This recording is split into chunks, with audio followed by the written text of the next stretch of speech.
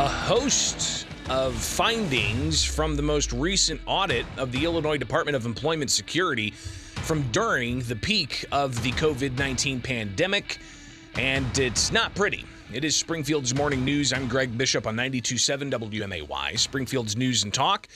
I pour through audits to be able to distill them down to a way you can understand, and we present those here regularly here with Springfield's Morning News, so you know how your tax dollars are being accountable and making sure that state agencies responsible for your tax dollars are using those responsibly. But an audit from the Illinois Auditor General, rather scathing, shows deficiencies throughout the Pritzker administration agency. The 2-year audit from the Illinois Auditor General released this week. It includes the first 18 months of the pandemic and shows that the unemployment agency did not have proper controls over many aspects of the federally funded state agency.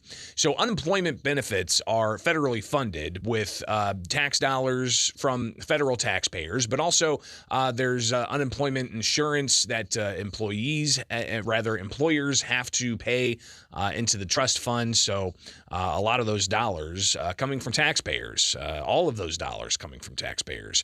Now, in this audit of IDES, there were 26 compliance findings. And audit findings indicates something wasn't done right. Now, all but 3 of those 26 showed, quote, significant deficiencies. Among the findings, a failure to maintain accurate and complete claimant data for the pandemic unemployment assistance funds, while the audits from during the peak of the pandemic showed that as of June 30th, 2021, nearly 425,000 claimants were paid more than $8.1 billion. Not much else could be gathered. Here's a quote from the audit.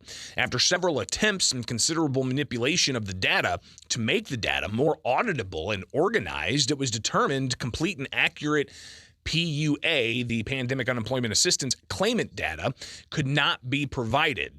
They went on to say, therefore, we were unable to conduct detailed testing to determine whether the PUA claimants were eligible for the benefits.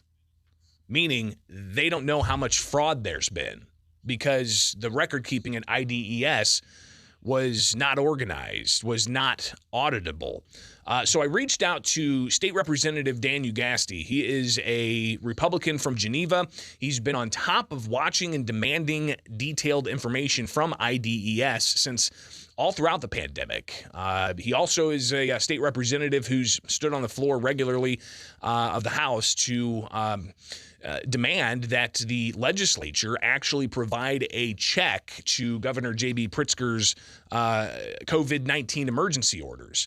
So here's the initial reaction that Dan Ugaste had to this nearly 60-page audit with 26 findings, all but 3 being significant deficiencies. Here's State Representative Ugaste. As far as the overall report, I think anyone could say it has to be concerning in that, you know, we have a system here that basically the Auditor General says just wasn't working at the time of, when we were in our most need of IDS to track and keep good oversight and watch of the funds that's been given to it. It just wasn't doing it. I mean, there just was no controls really in place, it seems, and they don't now have enough information in order for the Auditor General to sufficiently do their job, is my takeaway from it. So State Representative Ugaste highlighting how this shows what appears to be a pattern of mismanagement in the Pritzker administration with multiple agencies. Yeah, and looking at it, it's definitely troubling. It's definitely points to some serious problems. And basically, to me, it shows that, once again, the Pritzker administration did not do the job they were charged to do. That they took on this. The governor took on this role. He put his people in place, and they're coming up short again. It's happened at Department of Children and Family Services. It's happening at IDES.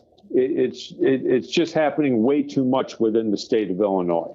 Sharing some comments I got from State Representative Dan Ugaste about the Illinois Department of Employment Security audit that had a mountain of audit findings. And one thing that makes this so important is that the unemployment agency, funded with tax dollars, took on substantial debt during the pandemic, and unemployment hit historic levels after the governor's stay-at-home orders lasted 2.5 months. Those were issued in the spring of 2020, and that prevented a lot of businesses from having in-person services. Now, Illinois was one of several states that borrowed from federal taxpayers to pay unemployment claims during the pandemic. There were just a myriad of issues with people having their identity stolen, people who were working saying that they were getting letters and checks even, and cards with money on it for unemployment funds that they did not request. If you remember, that was quite a mess. And you also had the unemployment offices closed to the public for well over a year. And people weren't able to get through on phone lines, waiting hours on end to get their situation sorted out. But the state racked up $4.5 billion in debt with interest. And after using federal pandemic relief tax funds to pay that down, the state still owes $1.8 billion, and taxpayers are paying the interest on that. Here's more from State Representative Dan Ugaste about this being during the peak of the COVID-19 situation. It falls within that time period, absolutely. I mean, look, the unemployment situation happened nationwide, and a lot of money was paid out both in federal dollars as well as local dollars. I mean, the Illinois Department or the Illinois Unemployment Insurance Trust Fund was completely depleted and had to go out and borrow $4.5 billion. The fact that we can't properly look at the spending that went on, or the Auditor General can't see what exactly occurred and how much money was spent, to me, is just hugely problematic, especially given that much of the unemployment, or quite a bit of the unemployment that occurred, was due to shutdowns the governor himself imposed.